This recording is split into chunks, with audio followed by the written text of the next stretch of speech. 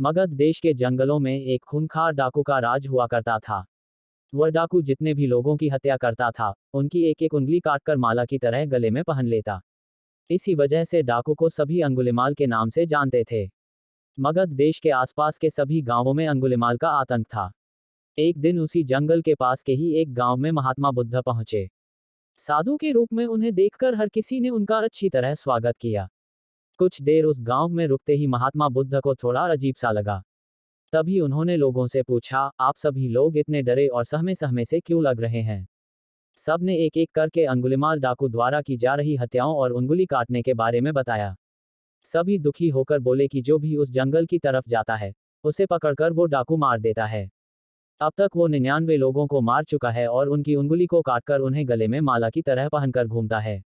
अंगुलीमाल के आतंक की वजह से हर कोई अब उस जंगल के पास से गुजरने से डरता है। इन सभी बातों को सुनने के बाद भगवान बुद्ध ने उसी जंगल के पास जाने का फैसला ले लिया। जैसे ही भगवान बुद्ध जंगल की ओर जाने लगे, तो लोगों ने कहा कि वहां जाना खतरनाक हो सकता है। वो डाकू किसी को भी नहीं छोड़ता। आप बिना जंगल गए ही हमें किसी तरह से उस डाकू से छुटकारा दिला दीजिए। भगवान बुद्ध सारी बातें सुनने के बाद भी जंगल की ओर बढ़ते रहे। कुछ ही देर में बुद्ध भगवान जंगल पहुंच गए।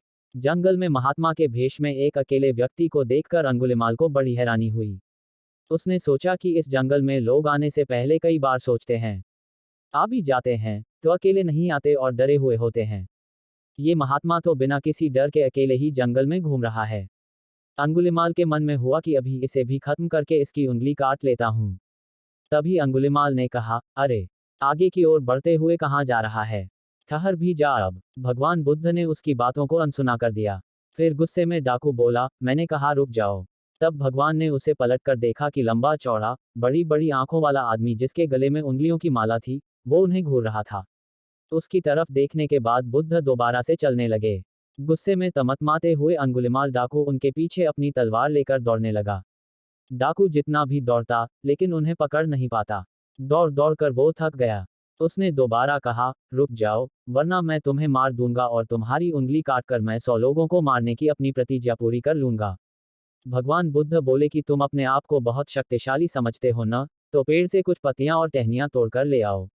अंगुलिमाल ने उनका साहस देखकर सोचा कि जैसा ये कह रहा है कर ही लेता हूं। वो थोड़ी देर में पत्तियां और टहनियां तोड़कर ले आया और कहा, ले आया मैं इन्हें। फिर बुद्ध जी कहने लगे, अब इन्हें दोबारा पेड़ से जोड़ दे। यह सुनकर अंगुलिमाल बोला, तुम कैसे महात्मा हो, तुम्हें नहीं पता कि तोड़ी हुई चीज को दोबारा नहीं जोड़ सकते हैं? भगवान बुद्ध ने कहा कि मैं यही तो तुम्हें समझाना चाहता हूं कि जब तुम्हारे पास किसी चीज को जोड़ने की ताकत नहीं है, तो तुम्हें किसी वस्तु को तोड़ने का अधिकार भी नहीं है। किसी को जीवन देने की क्षमता नहीं, तो मारने का हक भी नहीं। यह सब सुनकर अंगुलिमाल के हाथों से हथियार छूट गया। भगवान आगे बोले, तू मुझे रुक जा कह रहा था, मैं तो कब से स्थिर हूं। वो तू ही है जो स्थिर नहीं है। अंगुलिमाल बोला, मैं तो एक जगह पर खड़ा हूं, तो कैसे अस्थिर हुआ और आप तब से चल रहे हैं? बुद्ध भगवान बोले, मैं लोगों को क्षमा करके स्थिर हूं और तू हर किसी के पीछे उसकी हत्या करते हुए भागने की वजह से अस्थिर है। यह सब कुछ सुनकर अंगुलिमाल डाकू की आंखें खुल गईं और उसने कहा, आज के बाद से मैं कोई अधर्म वाला कार्य नहीं करूंगा। रोते हुए अंगुलिमाल डाकू भगवान बुद्ध के चरणों पर गिर गया। उसी दिन अंगुलिमाल ने बुराई का रास्ता छोड़ा और वो बहुत बड़ा सन्यासी बन गया। कहानी से सीख, सही मार्गदर्शन मिलने पर व्यक्ति बुराई की राह को छोड़कर अच्छाई को चुन लेता है।